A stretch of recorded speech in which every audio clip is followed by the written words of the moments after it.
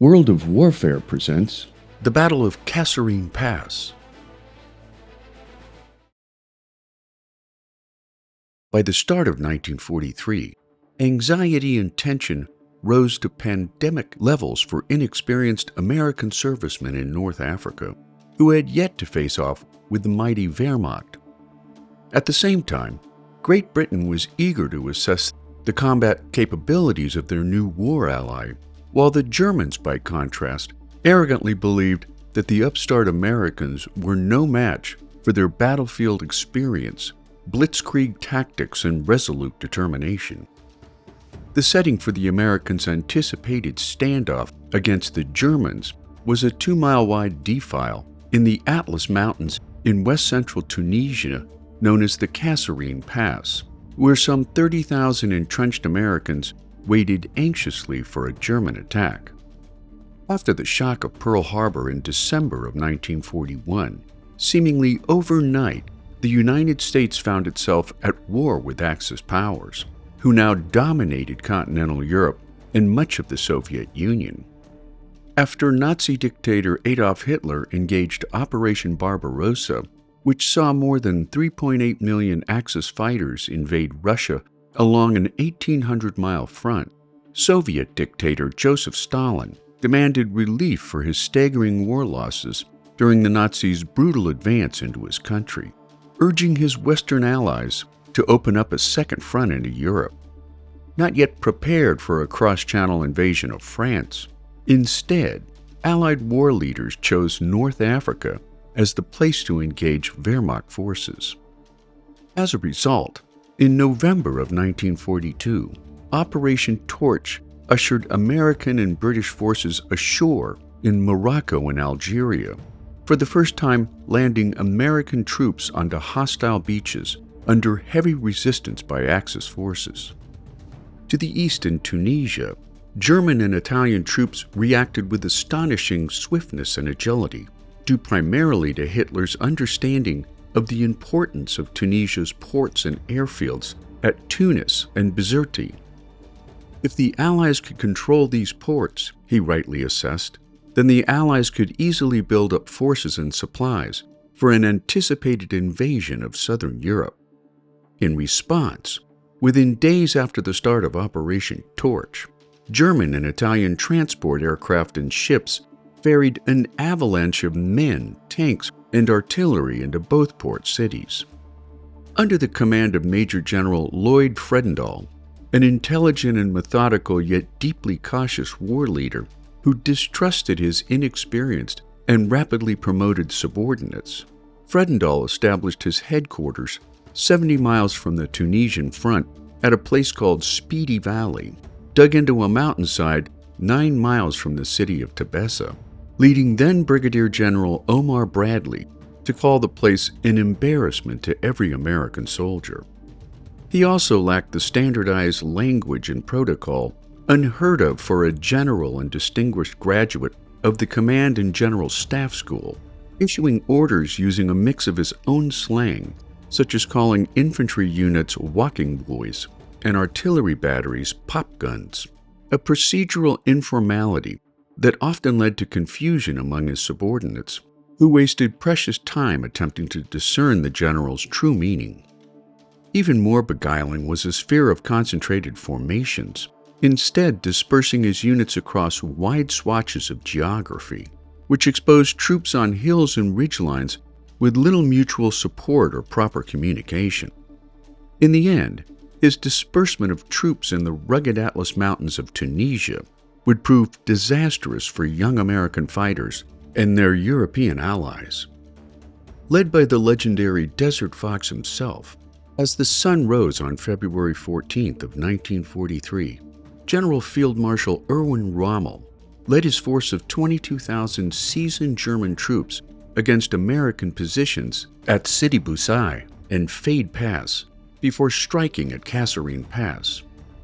Arriving exhausted and ill after his defeat at the Second Battle of El Alamein and his long retreat across Libya pursued by the British Eighth Army, his now weakened Africa Corps was plagued by supply shortages due to the Allies' successful attacks on Axis shipping in the Mediterranean, while Hitler's overreach and egregious loss of men and materiel at Stalingrad severely depleted Rommel's troop strength.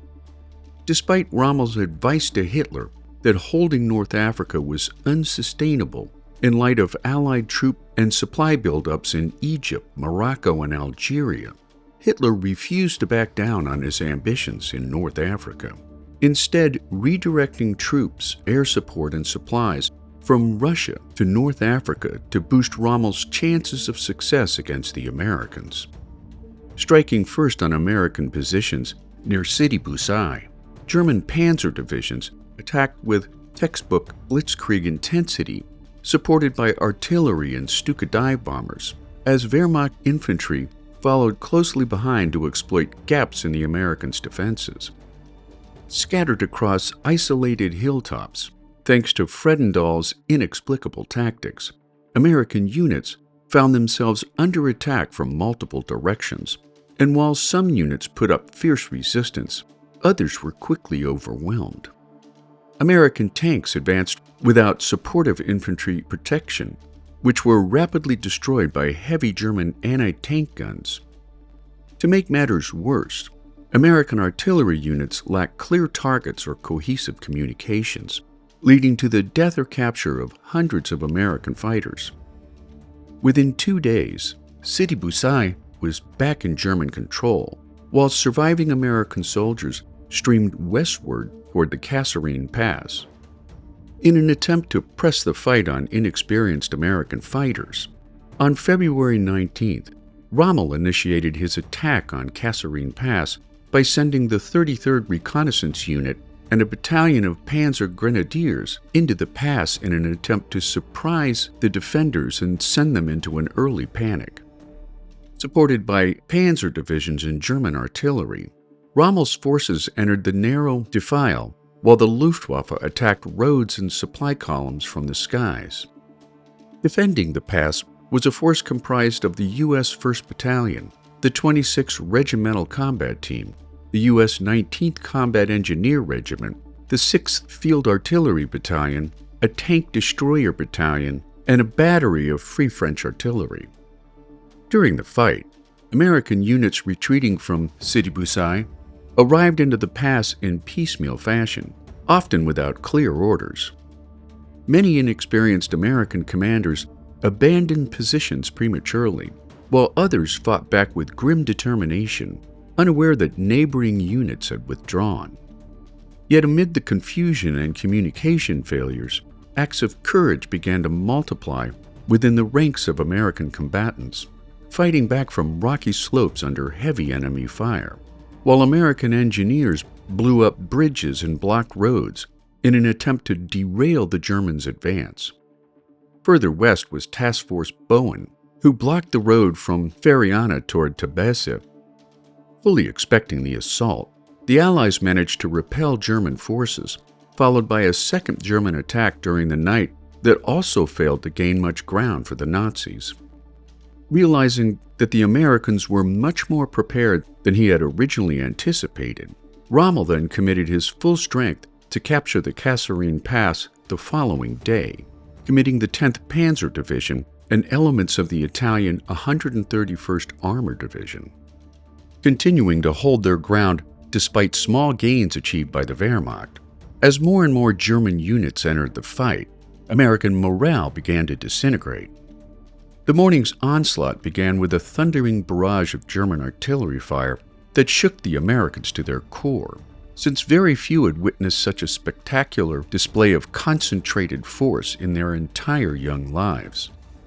The Germans also employed rocket launchers that delivered a deafening display of inbound fire, leading many American soldiers to believe that they were up against a force they could not defeat.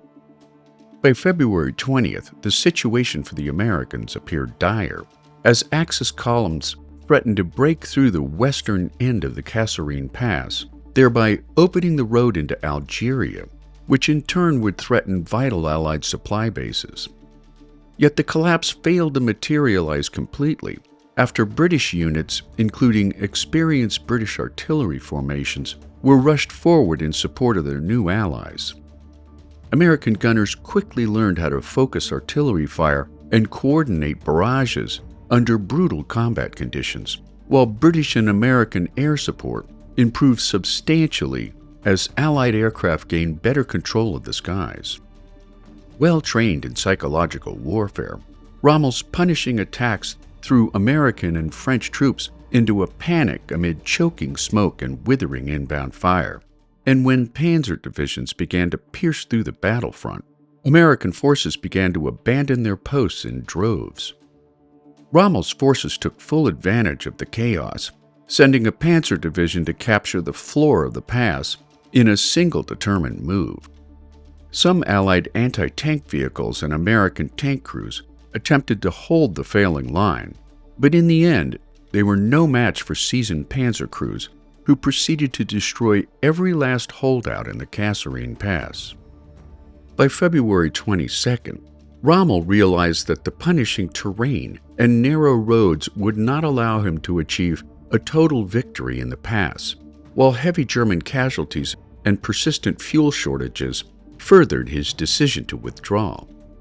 Pinned down by Allied artillery in the pass in front of Thalo, and now facing U.S. counterattacks along the Hatab River, Rommel realized his strength was spent.